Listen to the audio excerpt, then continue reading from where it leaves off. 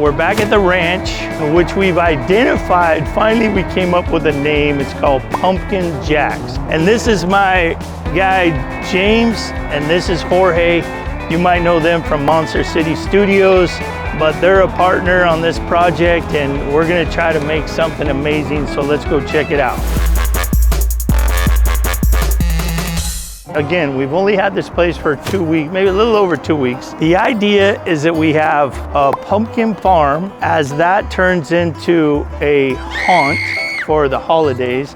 So we'd be selling pumpkins, we'd be having a haunt, and we're gonna turn that building into some kind of gift shop, for lack of a better word. Different activities, artwork throughout the property, just a family orientated fun place for not just Halloween. Then we would roll into the holidays with a Christmas light. I kind of see it as agritainment, right? So this agritainment, yeah. So that's when you have these pumpkin patches, or you have whatever, corn mazes or ranches where you can go look at Christmas stuff or lights. It's all agritainment. And the area we're from, which is Central Valley of California, is all agriculture. But how do you combine that and get people interested in it? Well, this is one of the ways. This is fun, right? This is a family kind of thing. So interesting little story. Whole bunch of weeds were in this area. Right now, if you look around here, we've done a bunch of weed eating and it looks pretty good, but there's a big field where we're gonna put the pumpkin patch. And I told the guys, I'm like, look, we need to get this thing cut, mowed, whatever the hell you wanna call it, because you know, it's kind of a fire hazard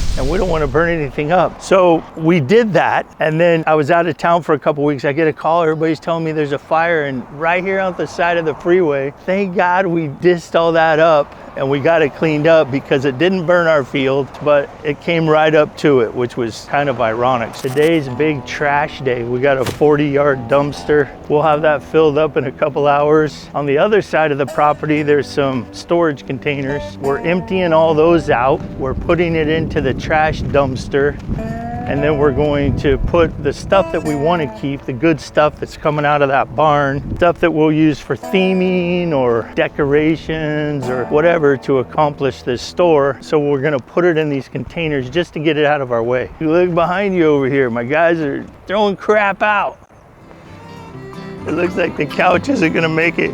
Oh shit, the toilet fell off. Hey, the toilet took a shit. Go slow, dude, go slow. Let's see if they make it around this corner. There might be some stuff worth value, but at some point you just gotta draw the line and go, get rid of it. Otherwise you just got a bunch of shit around you all the time. Who wants that? Let's go see how they're doing. I guess we're keeping those things, but that's fine. At least the container's somewhat emptied out. Now we can start on filling it up with things that we actually wanna keep. Look at that.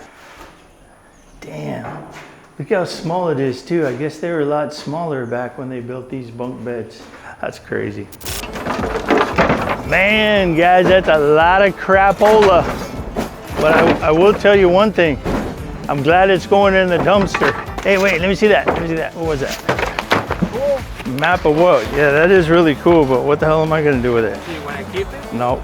It's actually pretty cool. It is really cool, but what the are we gonna do with it? Hang it on the wall. We'll say, what, dude? Throw that shit out. That's how come I don't like to look at it, because you go like, oh, that's kind of cool. And then pretty soon you're like, ah. This is Matt. He's the neighbor from across the street, and he knows a hell of a lot more than I do around here. So, Matt, what is all this shit in this building? This is a collection of basically 100 years of whatever was here. What was here? It was an antique store, and then for that, there used to be a gas pump out here out in front. Okay. This used to be a mechanic shop and a gas station when this was the highway. The gas pumps were out here? Right, there was one. That's why it's set back so far. Correct. So when was the last time that you know when this was open for business? Antique shop, probably 74, 75. So wasn't somebody working on cars in here? That was Bob, the guy that used to own this place. Oh, he was doing it. Yeah, they used to be all into the Model A's, Model T's, and that's why you're gonna find a bunch of parts like that around here. We've taken probably 2 end dump loads full of tires and wheels out of here. It cost thousands. Yeah, so the place looks a little neglected, right? What I mean by the landscape and the whatever, and even this. But how long has it been since it was good?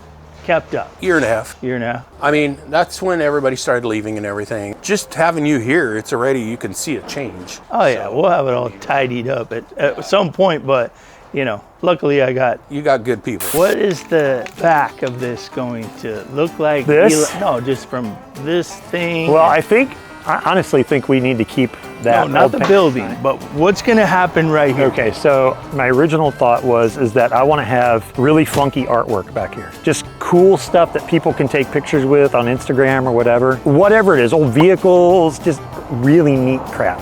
Maybe sculptures we create from scratch, stuff we can get, whatever. The train can pass through the back of it. Over there, I'm thinking about doing like some concessions. Okay, so the train would kind of go Let's on walk through the that whole thing. side. Yes, exactly. You think we want it to go all the way around this whole, I think so. kind of come back through here? Yeah, let's walk through it. So what we call our right-of-way needs to be 8 feet, but let's say 10 feet. Minimum of 8 feet. Yeah, we'll say 10 just to be safe, but we'll have that room. Dude, we got pumpkins out in this. Well, that's true. We got giant pumpkins. This is where the train's going. Okay, Right, so we'll put this down the middle. All right, so what's going to happen from there? Okay. Say I'm the train. So you're the train. Now, this train's going to go through the pumpkins, and I think that's cool. Yeah, of It course. shouldn't go to the side of the pumpkins, it should go through the pumpkins. I think it should go into the pumpkins. So here's what I think, Roger. If we go that way with the train, we can put the other little depot, which is like halfway through the route, right there. So then you could take your train to the food. Let's say the concessions are in here. This is the event area. Okay. Right? You don't think we'd be better off just keeping it down this way and making a loop? I think that is a little, we can? Boring. Oh, boring. Okay, we don't want it boring, that's for sure. So what, in your mind, you were thinking it goes this way and comes back around And does a big loop and comes and back then it crosses kind of in over. the same area. How does that work with a train track? You can cross them, or you can go back around on the same track if you want. I have to do that. We don't want to do that. All right, That fine. sounds like a nightmare. Oh, it's not a nightmare. It uses less track, it's less money. No, I don't. I think All we right. got to make a Just loop. to make a big loop? Some Okay. sort. Got it. Photography, we could, like when we're doing marketing or whatever, and we're taking pictures of the train, you don't want to see just a straight shot of track with the train on it. You want to see it kind of coming into the scene around a curve. Way more visually interesting. Yeah. Your eye follows that. You go. It also makes places look bigger than what they are, too. Well, I think even as the rider, too. Yeah. You don't know what's up around the next curve, It just especially if kinda it's makes haunted. it a little interesting. But anyway, so here's what I'm gonna do. Since we marked out the train path, so I'm gonna take my truck and I'm gonna drive it. because my truck's 8 feet, Right. Yep. So I'm gonna drive the thing and it'll identify, Good luck driving where well, the trees. I can't drive over those. drive over that container. I can drive over the other. You can even do it with that. That wood right there, there used to be a freeway billboard here that blew down. And so we just hooked up a chain to that piece of wood and drug it around the field to flatten it out. And it made a huge difference. I like it. We didn't have to go buy anything. That was my favorite part. I know there's places that do this type of thing. They do the pumpkin patch. There's a lot of them actually. Yeah. What's gonna be different here? Location is one. This is a great location. It's beautiful up here. Paso Robles, Paso Central Robles, and it's got California. it's a kind of a tourist destination as well, so that helps out. What else is different? I think we were talking about with this train, right? We want to have a haunted train. Have you ever heard of a haunted train? You go on, like, instead of a hayride, a haunted hayride, you go on a haunted train ride. That might be kind of cool. Apple cannons, that's pretty cool. Like, shoot old cars. Art, we want to get involved with a lot of social media, so like doing things like seeing weird, funky art pieces. You know, stuff that people would want to take pictures. That'll be fun. You guys are super creative. I think that's where we have to nail the head on, you know, what do they call Hit the that? nail on the head. That one. Yeah, so And it's all about the environment. It's got to feel really good. yeah, really good. You got to feel really comfortable here, but also it's got to be unique. It can't be like, oh, well, there's 500 of those places across the country, you know? So we're really thinking about the environment. How long do you think it's going to take us? You I know we're a couple gonna- years.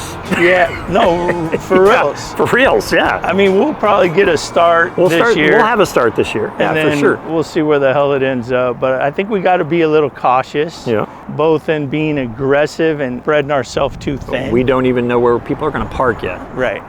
So I think one of our biggest challenges is that we're all doing other jobs Right. for a living. I think that's going to be our biggest Oh, challenge. it is, of right? course.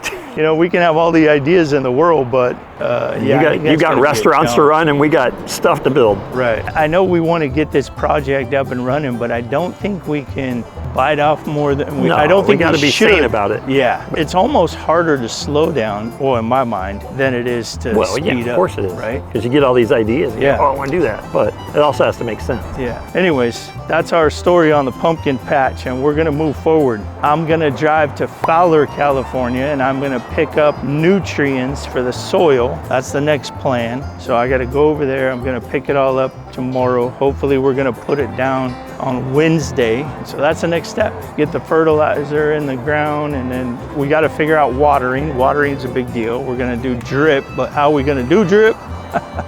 I'm gonna talk to them tomorrow morning. I just hope some of them grow. Shit. You know, I had 5 plants that I've worked on for 14 days. Nothing sprouted. Nothing came up Nothing. yet. Last night. That's pretty promising. That sucks. Is that called a brown thumb?